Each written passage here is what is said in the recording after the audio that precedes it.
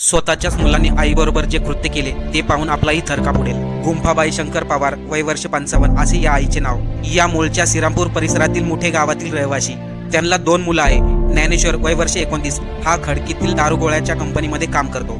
तर दुसरा मुलगा देहू रोडच्या परिसरामध्ये राहायला आहे. शनिवारी आई गुंफाबाई आपल्या मुलाला भेटण्यासाठी खडकीमध्ये राहत असलेल्या मुलाच्या घरी आल्या. त्यांचा मोठा मुलगा ज्ञानेश्वरचा घटस्फोट झाला आहे, त्यामुळे तो खडकीमध्ये एकटाच राहत होता. पण लग्नाच्या काही महिन्यानंतर त्याचा घटस्फोट झाला आणि या सर्वाला तो आईलाच कारणीभूत धरत होता. शनिवारी रात्री आई आणि मुलांनी एकत्रित जेवण केले, पण तीच रात्र 55 वर्षीय गुंफाबाईची शेवटची रात्र ठरली.